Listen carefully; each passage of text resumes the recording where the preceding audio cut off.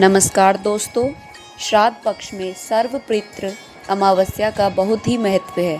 यह पितरों को विदा करने की अंतिम तिथि है।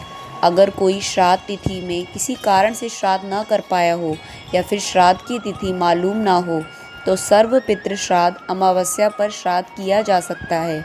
आओ इस तिथि से जुड़ी एक पौराणिक कथा क्या है वह जानते हैं। देवताओं के पितृगण अग्निष्वात जो सोमपत लोक में निवास करते हैं, उनकी मानसी कन्या अच्छोदा नाम की एक नदी के रूप में अवस्थित हुई।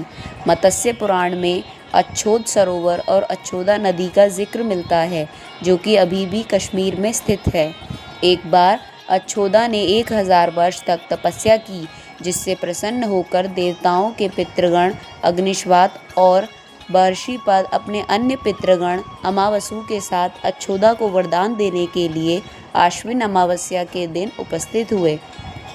उन्होंने अक्षोदा से कहा कि हे पुत्री, हम सभी तुम्हारी तपस्या से अति प्रसन्न हैं, इसलिए जो चाहो वर मांग लो। लेकिन अक्षोदा ने अपने पितरों की तरफ ध्यान नहीं दिया और वह अति तेजस्वी पितृ अमावसु को अपलक निहारती रही। पितरों के बार बार कहने पर उसने कहा, हे भगवान, क्या आप मुझे सचमुच वरदान देना चाहते हैं? इस पर तेजस्वी पितृ अमावसु ने कहा, हे अक्षोदा, वरदान पर तुम्हारा अधिकार है, इसलिए निसंकोच कहो। अक्षोदा ने कहा, भगवान, यदि आप मुझे वरदान देना ही चाहते हैं तो मैं तत्क्षण आपके साथ रमण कर आनंद लेना चाहती हूँ। अक्षोदा के इस तरह कहे जाने पर सभी पितृ क्रोधित हुए। उन्होंने अक्षोदा को श्राप दिया कि वह पितृलोक से पतित होकर पृथ्वी लोक पर जाएंगी। पितरों के श्राप पर अक्षोदा पितरों के पैरों में गिरकर रोने लगी। इस पर पितरों को दया आ गई। उन्होंने कहा कि अक्षोदा, तुम पतित योनि में श्राप लेने के कारण मत्स्य कन्या के रूप में जन्म लोगी।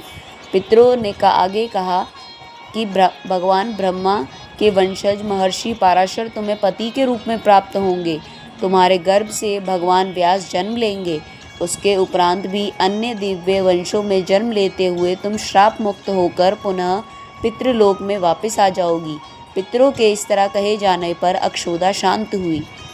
अमावसु के ब्रह्मचर्य और धैर्य की सभी पितरों ने सराहना की एवं वरदान दिया कि यह अमावस्या की तिथि अमावसु के नाम से जानी जाएगी।